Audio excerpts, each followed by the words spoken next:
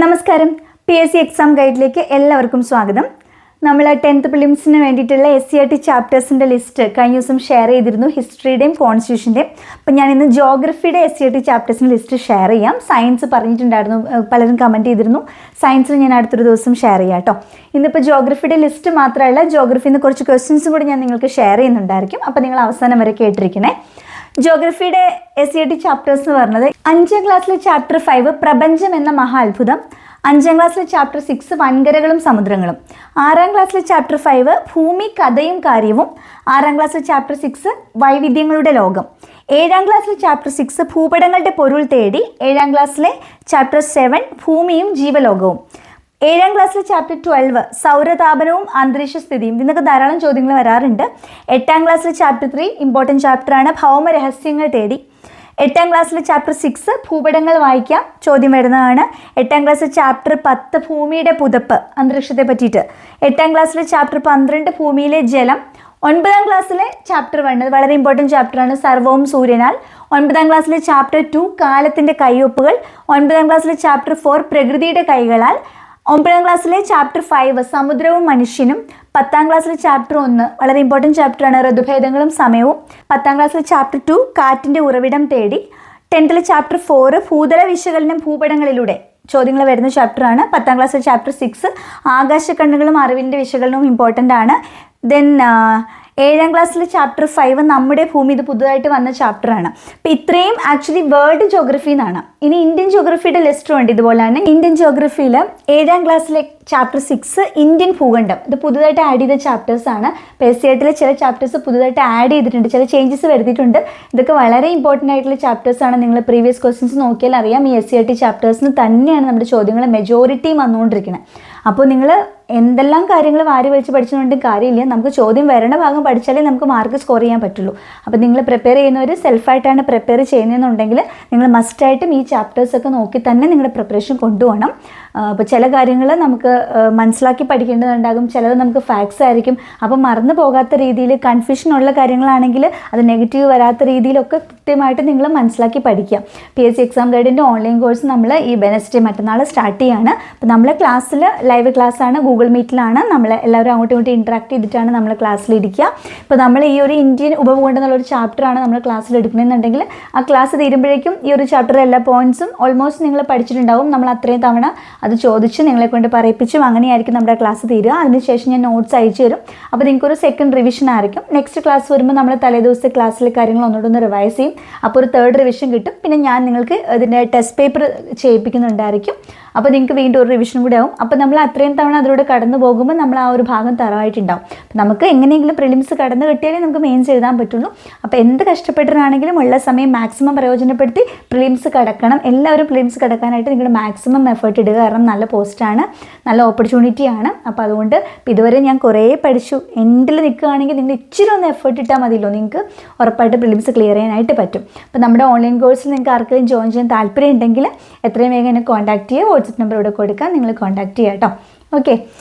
അപ്പോൾ നമ്മൾ ചാപ്റ്റേഴ്സ് 7ാം ക്ലാസ്സിലെ 6ാമത്തെ ചാപ്റ്റർ ഇന്ത്യൻ ഉപഭൂഖണ്ഡം, 9ാം ക്ലാസ്സിലെ ഫസ്റ്റ് ചാപ്റ്റർ ലോകത്തിൻ്റെ നെറുകയിൽ, 9ാം ക്ലാസ്സിലെ 2ാമത്തെ ചാപ്റ്റർ വിശാല സമതല ഭൂവിൽ, അത് പുതിയ ചാപ്റ്ററാണ്.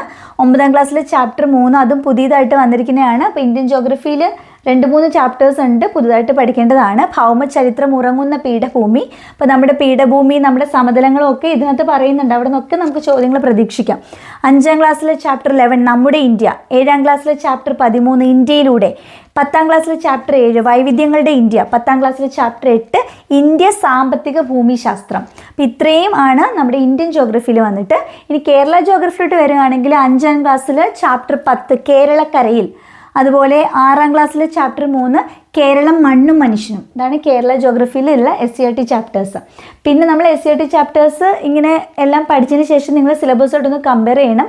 അപ്പോൾ ഇപ്പോൾ കേരളത്തിലെ നദികൾ നമ്മുടെ സിലബസിലുണ്ട്, നമ്മുടെ തടാകങ്ങൾ ഒക്കെ നമുക്ക് സിലബസിലുണ്ട്, വന്യജീവി സങ്കേതങ്ങൾ, ദേശീയോദ്യാനങ്ങൾ. അപ്പോൾ ഇതിൽ കവർ ചെയ്യാത്തത് നിങ്ങൾ അല്ലാതെ പഠിക്കുകയും കൂടെ ചെയ്യണം. അപ്പോൾ പ്രീവിയസ് ക്വസ്റ്റ്യൻ പേപ്പർ ഒക്കെ റെഫറൻസ് വെച്ചിട്ട് വേണം നിങ്ങൾ പഠിക്കാനായിട്ട്. അപ്പം നമ്മുടെ SCERT ലിസ്റ്റും പ്രീവിയസ് ക്വസ്റ്റ്യൻ പേപ്പേഴ്സിൻ്റെ ഒരു കളക്ഷനും പിന്നെ നിങ്ങളുടെ കയ്യിലുള്ള റാങ്ക് ഫയലും ഒക്കെ എടുത്ത് വെച്ച് സ്മാർട്ടായിട്ട് ക്വസ്റ്റ്യൻ പേപ്പർ നോക്കുന്നു, കറസ്പോണ്ടിങ് SCERT ചാപ്റ്റേഴ്സ് നോക്കുന്നു, പിന്നെ നമ്മൾ അതേ ക്വസ്റ്റ്യൻസ് ചെയ്ത് നോക്കുന്നു, നമ്മൾ മിസ്സായിട്ടുള്ളത് നമ്മൾ റാങ്ക് ഫയലിൽ നിന്ന് പഠിക്കുന്നു, അല്ലെങ്കിൽ യൂട്യൂബ് ക്ലാസ് കണ്ട് പഠിക്കുന്നു. അങ്ങനെയൊക്കെ നിങ്ങൾ എന്താണോ നിങ്ങൾക്ക് ചെയ്യേണ്ടത് അത്രയും സ്മാർട്ടായിട്ട് ചെയ്യാം. ഇന്ത്യൻ ജോഗ്രഫിയിലെ ഇമ്പോർട്ടൻ്റ് ആയിട്ടുള്ള കാര്യങ്ങളാണ് കേട്ടോ. നിങ്ങൾ സിലബസിൽ നോക്കിക്കഴിഞ്ഞാൽ അറിയാം, നമുക്ക് ഭൂമിശാസ്ത്രപരമായ സവിശേഷതകൾ പഠിക്കാനുണ്ട്, ഇന്ത്യയുടെ അതിർത്തികളും അതിരുകളും പഠിക്കാനുണ്ട്, പിന്നെ ഊർജ്ജ മേഖലയെ പറ്റിയിട്ട് നമുക്ക് പഠിക്കാനുണ്ട്, വാർത്താവിനിമയ മേഖലയെ പറ്റി പഠിക്കാനുണ്ട്, പിന്നെ പ്രധാന വ്യവസായങ്ങളെ പറ്റിയിട്ട് പഠിക്കാനുണ്ട്. ഓക്കെ, അപ്പോൾ ഭൂമിശാസ്ത്രപരമായ സവിശേഷതകൾ എന്നുള്ള ഒരു ഭാഗത്തു നിന്നുള്ള കുറച്ച് ചോദ്യങ്ങൾ ഞാൻ പറയാം. ഇന്ത്യ സ്ഥിതി ചെയ്യുന്നത് എവിടെയാണ്? ഏത് അർദ്ധഗോളത്തിലാണ്? ഭൂമിയുടെ ഏത് അർദ്ധഗോളത്തിലാണ് ഇന്ത്യ സ്ഥിതി ചെയ്യുന്നത്? ഏത് അർദ്ധഗോളത്തിലാണ്? ഉത്തരാർദ്ധഗോളാണോ, ദക്ഷിണാർദ്ധഗോളാണോ, പൂർവാർദ്ധമാണോ, പശ്ചിമാർദ്ധമാണോ എന്നൊക്കെ ചോദിച്ചാൽ ഇന്ത്യ സ്ഥിതി ചെയ്യുന്നത്, ഇത് ഭൂമിയാണെങ്കിൽ ഭൂമിയുടെ മേലിലാണോ താഴെയാണോ? ഉത്തരാർദ്ധഗോളത്തിലാണ്. ഉത്തരാർദ്ധഗോളത്തിലുമാണ്. പിന്നെ ഇത് ഈസ്റ്റ് വെസ്റ്റ് ഡിവൈഡ് ചെയ്ത് ഇവിടെ ഈസ്റ്റിലായിട്ട് വരും. ഓക്കെ, ഈസ്റ്റുമാണ് നോർത്തുമാണ്. അതായത് ഉത്തര പൂർവാർദ്ധഗോളത്തിലാണ് ഇന്ത്യ സ്ഥിതി ചെയ്യുന്നത്. എവിടെയാണ്? ഉത്തര പൂർവാർദ്ധഗോളത്തിലാണ് സ്ഥിതി ചെയ്യുന്നത്. ഇന്ത്യ സ്ഥിതി ചെയ്യുന്ന ഭൂഖണ്ഡം ഏതാണ്? ഏഷ്യ ഭൂഖണ്ഡമാണ് അല്ലേ? ഏഷ്യ എന്ന് എല്ലാവർക്കും അറിയാലോ. ഏഷ്യയിൽ ഇന്ത്യയുടെ സ്ഥാനം എവിടെയാണെന്നറിയോ? ഏഷ്യയിൽ ഇന്ത്യയുടെ സ്ഥാനം വരുമ്പോഴേക്കും ഈ ഭാഗത്തായിട്ട് വരും. അതായത് താഴെയും കിഴക്കുമായിട്ട് വരും, തെക്ക് കിഴക്കായിട്ടാണ് വരുന്നത്. അപ്പോൾ ഭൂമിയിൽ എവിടെയാണ്? ഉത്തര പൂർവാർദ്ധഗോളത്തിൽ. ഏഷ്യയിൽ എവിടെയാണ്? തെക്ക് കിഴക്കായിട്ടാണ് ഇന്ത്യ സ്ഥിതി ചെയ്യുന്നത്. ഇനി ഇന്ത്യ സ്ഥിതി ചെയ്യുന്ന ഉപഭൂഖണ്ഡമാണ് ഇന്ത്യൻ ഉപഭൂഖണ്ഡം എന്ന് പറയുന്നത്. ഓക്കെ, ഇന്ത്യൻ ഉപഭൂഖണ്ഡത്തിൻ്റെ 3 വശവും എന്താണ്? നമുക്കറിയാം, ജലാശയങ്ങളാണ്. ഇവിടെ അറബിക്കടൽ, ഇവിടെ ബംഗാൾ ഉൾക്കടൽ, ഇവിടെ ഇന്ത്യൻ മഹാസമുദ്രം. എല്ലാവർക്കും അറിയാലോ. ഇന്ത്യൻ ഉപഭൂഖണ്ഡത്തിൽ ഉൾപ്പെടുന്ന രാജ്യങ്ങൾ ഏതൊക്കെ? ഇന്ത്യൻ ഉപഭൂഖണ്ഡത്തിൽ ഉൾപ്പെടുന്ന രാജ്യങ്ങൾ ഏതൊക്കെയാണ്? ഇന്ത്യൻ ഉപഭൂഖണ്ഡം എന്ന് പറഞ്ഞാൽ ഇന്ത്യ മാത്രമല്ല അല്ലേ, ഇന്ത്യയുടെ കൂടെ ഏതൊക്കെ രാജ്യങ്ങളുണ്ട്? ഇന്ത്യ ഇന്ത്യൻ ഉപഭൂഖണ്ഡത്തിൻ്റെ ഭാഗമാണ്. അതുകൂടാതെ ഏതൊക്കെ രാജ്യങ്ങൾ വരെ ഇന്ത്യൻ ഉപഭൂഖണ്ഡത്തിൽ? ഇന്ത്യയുടെ അയൽ രാജ്യങ്ങളായ നേപ്പാൾ ഉണ്ട്, ദെൻ ബംഗ്ലാദേശ് വരുന്നുണ്ട്, പാകിസ്ഥാൻ ഇന്ത്യൻ ഉപഭൂഖണ്ഡത്തിലാണ് വരുന്നത്, പാകിസ്ഥാൻ ഇന്ത്യൻ ഉപഭൂഖണ്ഡത്തിലാണ് വരുന്നത്, പിന്നെ ഭൂട്ടാൻ വരുന്നുണ്ട്, പിന്നെ നമ്മുടെ ഐലൻഡ് കൺട്രീസ് ആയിട്ടുള്ള ശ്രീലങ്കയും മാൽദീവ്സും ഇന്ത്യൻ ഉപഭൂഖണ്ഡത്തിലാണ് വരുന്നത്. ശ്രീലങ്കയും മാൽദീവ്സും ഇന്ത്യൻ ഉപഭൂഖണ്ഡത്തിലാണ് വരുന്നത്. ഓക്കെ, അപ്പോൾ ഇന്ത്യ 1, നേപ്പാൾ 2, ബംഗ്ലാദേശ് 3, പാകിസ്ഥാൻ 4, ഭൂട്ടാൻ 5, ശ്രീലങ്ക 6, മാൽദീവ്സ് 7. ഇങ്ങനെ ഈ 7 രാജ്യങ്ങളാണ്. അപ്പോൾ ഇന്ത്യയും ഇന്ത്യയുടെ ഏതൊക്കെ അയൽക്കാരാണ്? ഇന്ത്യയുടെ അയൽക്കാരിൽ പാകിസ്ഥാനുണ്ട്, ബംഗ്ലാദേശുണ്ട്, നേപ്പാളും ഭൂട്ടാൻ, അവർ 4 പേര്. ഇന്ത്യയുടെ കൂടെ പാകിസ്ഥാൻ ബംഗ്ലാദേശ് 2 പേര്, നേപ്പാൾ ഭൂട്ടാൻ 2 പേര്. അപ്പം അവർ 4 1 5 പേരായി. പിന്നെ ശ്രീലങ്കയും മാൽദീവ്സും. അങ്ങനെ 5 2 7 രാജ്യങ്ങളാണ് ഇന്ത്യൻ ഉപഭൂഖണ്ഡത്തിൽ വരുന്നത് കേട്ടോ. ഇതിൽ ഏറ്റവും വലിയ രാജ്യം ഏതാണ് ഇന്ത്യൻ ഉപഭൂഖണ്ഡത്തിൽ? ഈ 7 പേരിലെ ഏറ്റവും വലിയ രാജ്യം ഇന്ത്യ തന്നെയാണ്. ചൈന ഇവിടെ ഇല്ലാത്തതുകൊണ്ട് അല്ലേ. ഈ 7 പേരിലെ ഏറ്റവും വലിയ രാജ്യം ഇന്ത്യയാണ്. ഓക്കെ, ഇതിൽ ഏറ്റവും ചെറിയ രാജ്യം ഏതാണെന്ന് അറിയാം? 7 പേരിൽ ഈ ഇന്ത്യൻ ഉപഭൂഖണ്ഡത്തിലെ ഏറ്റവും ചെറിയ രാജ്യം മാൽദീവ്സ് ആണ്. മാൽദീവ്സ്, ഏറ്റവും വലുത് ഇന്ത്യയാണ്. ഓക്കെ, ഇനി ഇന്ത്യയുടെ അതിർത്തിയിലോട്ട് വരുമ്പോൾ, അതിരുകളുമാണ് നമ്മുടെ സിലബസിൽ. ഇന്ത്യയുടെ അതിർത്തിയിലോട്ട് വരുമ്പോൾ ഇന്ത്യൻ ഉപഭൂഖണ്ഡത്തിലെ വടക്ക് ഭാഗത്ത് എന്താണ്? ഹിമാലയ പർവ്വതമാണ്. വടക്ക് പടിഞ്ഞാറ് ഭാഗത്ത്, അത് നമ്മൾ ശ്രദ്ധിക്കണം. നമുക്കറിയാം വടക്ക് ഭാഗത്ത് ഹിമാലയ പർവ്വതമാണ് ഇന്ത്യയുടെ അല്ലേ. ഇപ്പോൾ ഇന്ത്യ എന്ന് പറയുമ്പോഴേക്കും ഇങ്ങനെ കളിയൊക്കൊന്നും ചെയ്യരുത്. നമ്മൾ പഠിക്കാൻ വേണ്ടി വരയ്ക്കുമ്പോൾ നമുക്ക് എങ്ങനെ വേണമെങ്കിലും വരയ്ക്കാം കേട്ടോ. നമുക്ക് ഏകദേശം ഒരു ഷേപ്പ് ആയാൽ മതി അല്ലേ. അപ്പോൾ ഇവിടെ നമുക്കറിയാം ഹിമാലയ പർവ്വതമാണ്. ഇനി ഈ ഒരു ഭാഗം എടുത്താൽ, വടക്ക് പടിഞ്ഞാറ് ഭാഗം എടുക്കുകയാണെങ്കിൽ അവിടെ ഹിന്ദുക്കുഷ് സുലൈമാൻ മലനിരകളുണ്ട്. ഈ ഭാഗത്താണ് ഓർത്തോളണം, ഹിന്ദുക്കുഷ് സുലൈമാൻ മലനിരകളുണ്ട്. ഓക്കെ, ഇനി വടക്ക് കിഴക്ക് ഭാഗത്ത് ഇവിടെയായിട്ട് നമുക്ക് പൂർവാചൽ, അവിടെ പൂർവാചലാണ്, അവിടെ പർവ്വതമാണ്, പൂർവാചലാണ്. തെക്ക് ഭാഗത്ത് നമുക്കറിയാം എന്താ? ഇന്ത്യൻ മഹാസമുദ്രമാണ് ഉള്ളത്. തെക്ക് പടിഞ്ഞാറായിട്ട് അറബിക്കടലുണ്ട്, അതുപോലെ തെക്ക് കിഴക്കായിട്ട് ബംഗാൾ കടലുണ്ട്. അപ്പം നമുക്കറിയാം ഇന്ത്യയിൽ തെക്ക് ഭാഗത്ത് നേരെ ഇന്ത്യൻ മഹാസമുദ്രം, നേരെ വടക്ക് ഹിമാലയ പർവ്വതം. ഈ ഒരു ഭാഗം എന്ന് പറഞ്ഞാൽ താഴെ തെക്ക് കിഴക്കായിട്ട് ബംഗാൾ ഉൾക്കടലുണ്ട്. ഇവിടെയാണെങ്കിൽ താഴെയാണ്, അതുപോലെ തന്നെ പടിഞ്ഞാറുമാണ് അല്ലേ. അപ്പോൾ തെക്ക് പടിഞ്ഞാറായിട്ട് അറബിക്കടലുണ്ട്. ഇനി ഈ ഒരു ഭാഗത്താണ് ഈ നോർത്തിലുമാണ് വെസ്റ്റിലുമാണ്, വടക്ക് പടിഞ്ഞാറാണ് ഹിന്ദുക്കുഷ് സുലൈമാൻ മലനിരകളുള്ളത്. ഇവിടെ പൂർവാചലാണ് നോർത്ത് ഈസ്റ്റിലുള്ളത്. ഓക്കെ, ഇനി ഇന്ത്യയുടെ അക്ഷാംശരേഖ, രേഖാംശരേഖ ഇമ്പോർട്ടൻ്റ് ആണ്. 8 ഡിഗ്രി 4 മിനിറ്റ് നോർത്ത് മുതൽ 37 ഡിഗ്രി 6 മിനിറ്റ് നോർത്ത് വരെയാണ് ഇന്ത്യയുടെ അക്ഷാംശ സ്ഥാനം എന്ന് പറയുന്നത്. 8 4 37 6. 8 4 എല്ലാവർക്കും കിട്ടുമായിരിക്കും, ഓപ്ഷനിൽ നമുക്ക് കാണുമ്പോഴും മനസ്സിലാവും 8 4 അല്ലേ. ഇത് ശ്രദ്ധിക്കുക, 37 6 ആണ്. 37 6 ആണ്. അപ്പോൾ ഇങ്ങനെ ഓർത്താൽ 4 4 8, 6 × 6 36 വരണം. അവിടെ 37 ഒന്ന് കൂടി നിന്ന് ഓർത്താൽ മതി, ഒരു കണക്ഷൻ വെച്ചേക്ക്. 8 4 4 4 8. ഇവിടെ 6 6 6 × 6 36 ആണ്. ഇവിടെ 37 വന്നിട്ടുണ്ട്. അപ്പോൾ 8 4 37 6 ആണ് നമ്മുടെ അക്ഷാംശ സ്ഥാനം എന്ന് പറയുന്നത്. ഓക്കെ, ഇന്ത്യയുടെ തെക്കേ അറ്റം ഏതാ? ഇന്ത്യയുടെ തെക്കേ അറ്റത്താണ് ഇന്ദിര പോയിന്റ് ഉള്ളത്. ഓക്കെ, ഇന്ദിര പോയിന്റിനെയും കൂടി ഉൾപ്പെടുത്തി കഴിഞ്ഞാൽ ഈ അക്ഷാംശത്തിൽ എങ്ങനെ മാറ്റം വരുന്നത് വെച്ചാൽ കുറച്ച് മാറ്റം വരും കേട്ടോ. ഇത് 6 ഡിഗ്രി 45 തൊട്ട് 37.6 വരും. അപ്പോൾ ആ ഒരു ഇന്ദിര പോയിന്റും കൂടി ഉൾക്കൊള്ളിച്ചുകൊണ്ട് പറയുകയാണെങ്കിൽ ഇത് 6 ഡിഗ്രി 45 മിനിറ്റിന് ഓർത്ത് വരും. 37 ഡിഗ്രി 6ന് മാറ്റമില്ല. ഓക്കെ, അപ്പം ഇതങ്ങനെ ചോദിച്ചു കണ്ടിട്ടില്ല. ഇതാണ് നമ്മൾ പഠിക്കേണ്ടത്. 8, 4, 37, 6.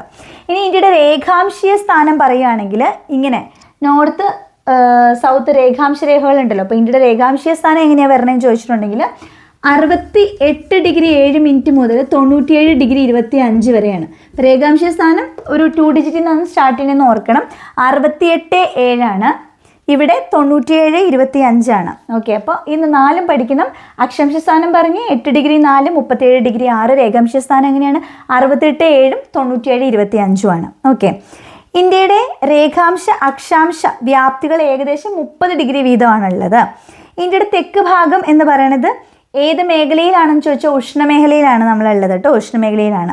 ഇന്ത്യയുടെ വടക്ക് ഭാഗം വരുവാണെങ്കിൽ എങ്ങനെയാണ്? ഉപോഷ്ണ മേഖലയാണ്. ഓക്കെ, കാരണം ഉഷ്ണ മിതോഷ്ണ മേഖലയായിട്ട് വരും. അപ്പോൾ ഇന്ത്യയുടെ തെക്ക് ഭാഗം ഉഷ്ണമേഖലയും വടക്ക് ഭാഗം എങ്ങനെയാണ്? ഉപോഷ്ണ മേഖലയുമാണ്. ഓക്കെ, ഇന്ത്യയുടെ വിസ്തീർണം എത്രയുണ്ടെന്ന് ചോദിച്ചാൽ ലോക വിസ്തൃതിയുടെ എത്ര ശതമാനമാണ് നമ്മുടെ രാജ്യത്തിൻ്റെ വിസ്തീർണം എന്ന് ചോദിച്ചാൽ ലോകത്തിൻ്റെ വിസ്തൃതിയുടെ 2.42% ഇന്ത്യയുടെ വിസ്തൃതിയാണ്. 2.42%. ഇന്ത്യയുടെ ആകെ വിസ്തീർണം പറയുകയാണെങ്കിൽ എത്രയാണ്? 32,87,263 കിലോമീറ്റർ സ്ക്വയർ എന്ന് ഓർത്ത് വെച്ചേക്കാം. 32,87,263 അല്ലേ? അപ്പോൾ എത്രയുണ്ട്? 32,87,263 കിലോമീറ്റർ സ്ക്വയർ ആണ് ഇന്ത്യയുടെ വിസ്തീർണം. ഇത് ലോക വിസ്തൃതിയുടെ 2.42%. ലോകരാജ്യങ്ങളിൽ ഇന്ത്യ വലിപ്പത്തിൽ 7ാം സ്ഥാനമാണ്. നിങ്ങൾക്കറിയായിരിക്കും. ഇന്ത്യയേക്കാളും വലിപ്പമുള്ള രാജ്യങ്ങൾ ഏതൊക്കെ വരും? ഇന്ത്യയേക്കാളും വലിപ്പമുള്ളത് ലോകരാജ്യങ്ങളിൽ ഏറ്റവും വലിയ രാജ്യമായ റഷ്യ അല്ലേ? റഷ്യ കഴിഞ്ഞിട്ടുണ്ടെങ്കിൽ പിന്നെ വലിയ രാജ്യം ഏതാണ്? റഷ്യ കഴിഞ്ഞിട്ടുണ്ടെങ്കിൽ ഏതാണ്? കാനഡയുണ്ട്. കാനഡ. പിന്നെ ചൈന കഴിഞ്ഞിട്ടുണ്ടെങ്കിൽ USA. പിന്നെ USA കഴിഞ്ഞിട്ട് ബ്രസീൽ. ഓക്കെ, അപ്പോൾ 1, 2, 3, 4, 5. Then Australia. അത് കഴിഞ്ഞിട്ടാണ് ഇന്ത്യ വരുന്നത്. അപ്പോൾ 6, 7. അപ്പോൾ ഇത്രയും പേരാണ് ഇന്ത്യനേക്കാളും വലിയ രാജ്യങ്ങൾ. ഓക്കെ, അപ്പോൾ ഇത് നമ്മൾ BAI അടുപ്പിച്ചൊന്ന് ഓർത്ത് കഴിഞ്ഞിട്ടുണ്ടെങ്കിൽ ഇതിൽ നമുക്ക് വേണമെങ്കിൽ റഷ്യ, കാനഡ, ചൈന. അപ്പോൾ റുക്കാക്കു എന്ന് എടുത്തൂടെ? ചൈനയുടെ C മാത്രം എടുക്കുകയാണെങ്കിൽ റുക്കാക്കു ബായ്. അങ്ങനെ കോഡ് എടുത്താലോ? റുക്കാക്കു ബായി. 1ാം സ്ഥാനം റഷ്യക്ക് വലിപ്പത്തിൽ, 2ാം സ്ഥാനം കാനഡയ്ക്ക്, 3ാം സ്ഥാനം ചൈനയ്ക്ക്, 4ാം സ്ഥാനം USAക്ക്, 5ാം സ്ഥാനം ബ്രസീലിന്, 6ാം സ്ഥാനം ഓസ്ട്രേലിയക്ക്, 7ാം സ്ഥാനം ഇന്ത്യക്ക്. സോ ലോകരാജ്യങ്ങളിൽ ഇന്ത്യയുടെ സ്ഥാനം 7ാമതാണ്. ഇന്ത്യക്കാളും വലിപ്പമുള്ള മറ്റ് 6 രാജ്യങ്ങളുടെ order Russia, Canada, China, USA, Brazil, Australia എന്നാണ്. ഓക്കെ, ഇന്ത്യയുടെ തെക്ക് വടക്ക് ദൂരം എത്രയാണ്? 3214 കിലോമീറ്റർ ആണ് തെക്ക് വടക്ക് ദൂരമെങ്കിൽ ഇന്ത്യയുടെ കിഴക്ക് പടിഞ്ഞാറ് ദൂരം, ഈ ദൂരം 2933 കിലോമീറ്റർ ആണ്. ഇന്ത്യയുടെ തെക്ക് വടക്ക് ദൂരമാണ് കൂടുതൽ അല്ലേ? അങ്ങ് കാശ്മീർ തൊട്ട് ഇങ്ങ് കന്യാകുമാരി വരെ വരുമ്പോഴേക്കും 3214 കിലോമീറ്റർ വരും. ഇവിടെ ഗുജറാത്ത്, അരുണാചൽ പ്രദേശ് ഇങ്ങനെയാണ് കിഴക്ക് പടിഞ്ഞാറ് ഡിസ്റ്റൻസ് വരുന്നത്. 2933 കിലോമീറ്റർ ആണ്. ഇന്ത്യൻ ജനസംഖ്യ ലോക ജനസംഖ്യയുടെ 17.5% ഉണ്ട് എന്ന് നമ്മുടെ ജനസംഖ്യയിൽ 1ാം സ്ഥാനമാണ് അല്ലേ? ഇന്ത്യയുടെ ഏറ്റവും ഉയരം കൂടിയ കൊടുമുടി ഏതാണ് എന്ന് ചോദിച്ചാൽ ഏതാണ്? ഇന്ത്യയിലെ ഏറ്റവും ഉയരം കൂടിയ കൊടുമുടി ഗോഡ്ബിൻ ഹൗസിനാണ്. മൗണ്ട് K2 ആണ്. ഓക്കെ, പൂർണ്ണമായും ഇന്ത്യയിൽ സ്ഥിതി ചെയ്യുന്ന പാക് അധിനിവേശ കാശ്മീർ എന്നാണ് പറഞ്ഞിരുന്നത്. ഇപ്പം യൂണിയൻ ടെറിട്ടറി ആക്കി. ഇപ്പം നമുക്കങ്ങനെ പറയേണ്ട കാര്യമില്ല. എന്നാലും പൂർണ്ണമായിട്ടും ഇന്ത്യയിലും സ്ഥിതി ചെയ്യുന്ന തർക്കമൊന്നും ഇല്ലാത്ത തർക്കരഹിത ഇന്ത്യയിലാണെന്നുണ്ടെങ്കിൽ ഏറ്റവും ഉയരം കൂടിയത് കാഞ്ചൻജംഗയാണ്. ഓക്കെ, കാഞ്ചൻജംഗയ്ക്ക് 8586 മീറ്ററാണ് ഉയരമുള്ളത്. ഏറ്റവും ഉയരം കൂടിയത് മൗണ്ട് K2 ആണ് കേട്ടോ. ഇനി ഇന്ത്യയിലെ ഏറ്റവും താഴ്ന്ന പ്രദേശം ഏതാണെന്ന് ചോദിച്ചാൽ സമുദ്രനിരപ്പിൽ നിന്നും താഴ്ന്ന ഒരു പ്രദേശം നമുക്കുണ്ട്. നമ്മുടെ കേരളത്തിലെ കുട്ടനാടാണ്. 2023 UN റിപ്പോർട്ട് പ്രകാരം ചൈനയെ പിന്തള്ളി ലോകത്തിലെ ഏറ്റവും കൂടുതൽ ജനസംഖ്യയുള്ള രാജ്യമായിട്ട് ആര് മാറി? ഇന്ത്യ മാറി. UN കണക്ക് പ്രകാരം ഇന്ന് ഇന്ത്യയുടെ ജനസംഖ്യ എത്ര കോടിയുണ്ടെന്ന് അറിയാമോ? 14,286 കോടിയുണ്ട്. 14,286 കോടിയാണ് ഇന്ത്യയുടെ ജനസംഖ്യ എന്ന് പറഞ്ഞു. 14,286 കോടിയാണ്. ഓക്കെ,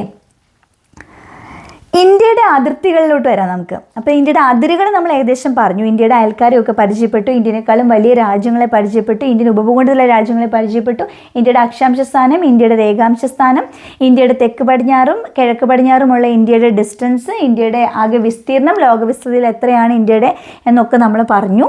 നമ്മൾ ഇന്ത്യയുടെ പൊസിഷൻ, ആ രാജ്യങ്ങളെല്ലാം ഓർത്ത് വെക്കാനുള്ള കോഡും ഒക്കെ പറഞ്ഞു. ഇനി നമുക്ക് ഇന്ത്യയുടെ അതിർത്തികളും കൂടെ ഒന്ന് നോക്കാം. ഇന്ത്യയുടെ വടക്കേ അറ്റം എന്താ? ആദ്യം ഞാൻ പറഞ്ഞു തെക്കേ അറ്റം ഇന്ദിര പോയിന്റാന്ന് പറഞ്ഞു. വടക്കേ അറ്റം ഇന്ദിര കോളാണ്, ലഡാക്കിലാണ്. രണ്ടും ഇന്ദിര എന്നുള്ള പേരിനാണ് സ്റ്റാർട്ട് ചെയ്യുന്നത്. ഇന്ദിര കോള് വടക്കേ അറ്റം, ഇന്ദിര പോയിന്റ് തെക്കേ അറ്റമാണ്. ഓക്കെ. ഇന്ത്യൻ യൂണിയൻ്റെ തെക്കേ അറ്റം, ഇന്ത്യൻ യൂണിയൻ്റെ തെക്കേറ്റവും ഇന്ത്യയുടെ തെക്കേറ്റവും, ഉപദ്വീപീയ ഇന്ത്യയുടെ തെക്കേറ്റവും തമ്മിൽ വ്യത്യാസമുണ്ട്.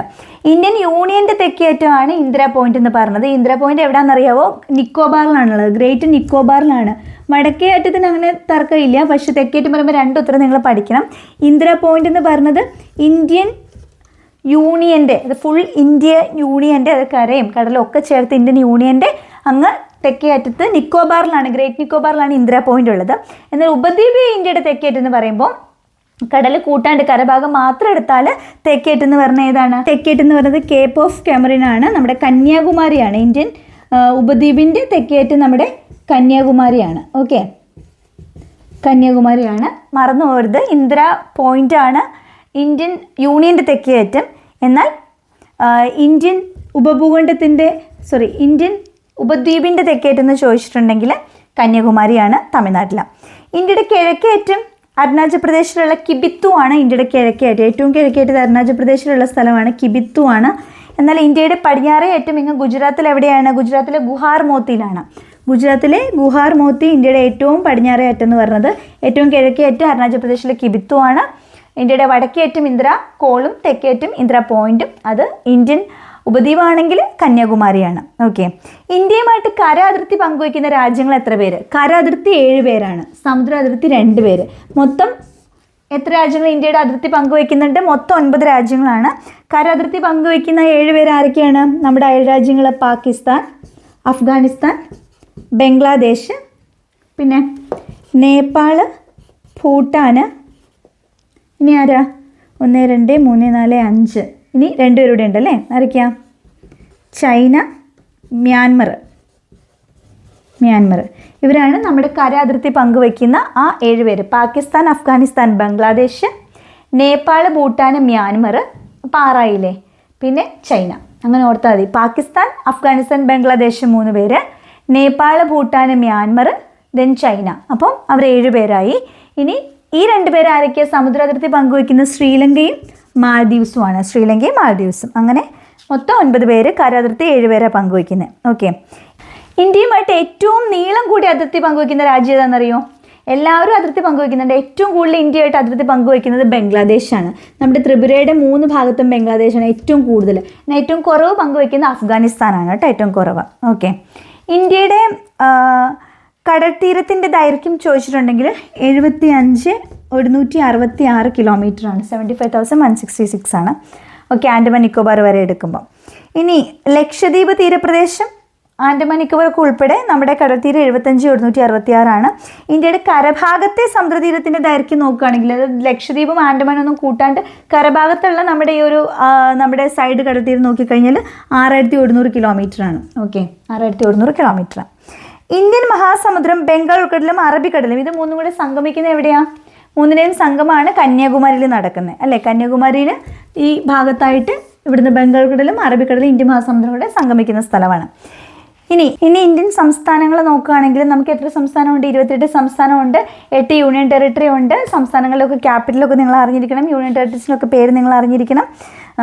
ഏറ്റവും കൂടുതൽ സംസ്ഥാനങ്ങളുമായിട്ട് അതിർത്തി പങ്കുവയ്ക്കുന്ന ഇന്ത്യൻ സംസ്ഥാനം ഉത്തർപ്രദേശാണ്, മറ്റ് സംസ്ഥാനങ്ങളുമായിട്ട് ഏറ്റവും കൂടുതൽ.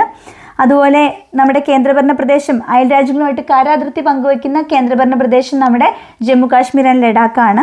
അല്ലെ, അത് കേന്ദ്രഭരണ പ്രദേശമായപ്പോൾ പാകിസ്ഥാനൊക്കെ ആയിട്ട് കര അതിർത്തി പങ്കുവയ്ക്കുന്ന കേന്ദ്രഭരണ പ്രദേശമായി. ഓക്കെ. ഒരേ ഒരു സംസ്ഥാനമായിട്ട് മാത്രം അതിർത്തി പങ്കിടുന്നതാണ് സിക്കിം, പശ്ചിമ ബംഗാൾ, മേഘാലയ. ഏറ്റവും കൂടുതൽ പാകിസ്ഥാനോട് ബോർഡർ ഷെയർ ചെയ്യുന്നത് രാജസ്ഥാനാണ്. ഏറ്റവും കൂടുതൽ ബോർഡർ ഷെയർ ചെയ്യുന്ന രാജസ്ഥാനാണ്. അതുപോലെ അന്താരാഷ്ട്ര അതിർത്തി പങ്കിടുന്ന ഇന്ത്യൻ സംസ്ഥാനങ്ങളിലെ ഏറ്റവും ചെറുത് സിക്കിമാണ്. അന്താരാഷ്ട്ര അതിർത്തി പങ്കിടുന്ന ഇന്ത്യൻ സംസ്ഥാനങ്ങളിലെ ഏറ്റവും വലിയ സംസ്ഥാനം, ഇന്ത്യയിലെ ഏറ്റവും വലിയ സംസ്ഥാനമായ രാജസ്ഥാനാണ്. ഏറ്റവും കൂടുതൽ ദൂരം രാജ്യാന്തര അതിർത്തിയുള്ള സംസ്ഥാനം വെസ്റ്റ് ബംഗാളാണ്. അന്താരാഷ്ട്ര കരാതിർത്തിയും കടൽത്തീരവുമുള്ള ഇന്ത്യയിലെ സംസ്ഥാനങ്ങൾ ചോദിച്ചിട്ടുണ്ടെങ്കിൽ കരാതിർത്തിയും ഉണ്ട്, കടൽ അതിർത്തിയും ഉണ്ട്. അന്താരാഷ്ട്ര കരാതിർത്തിയും കടൽത്തീരവുമുള്ള ഇന്ത്യൻ സംസ്ഥാനങ്ങൾ വെസ്റ്റ് ബംഗാളും ഗുജറാത്തുമാണ് കേട്ടോ. വെസ്റ്റ് ബംഗാൾ.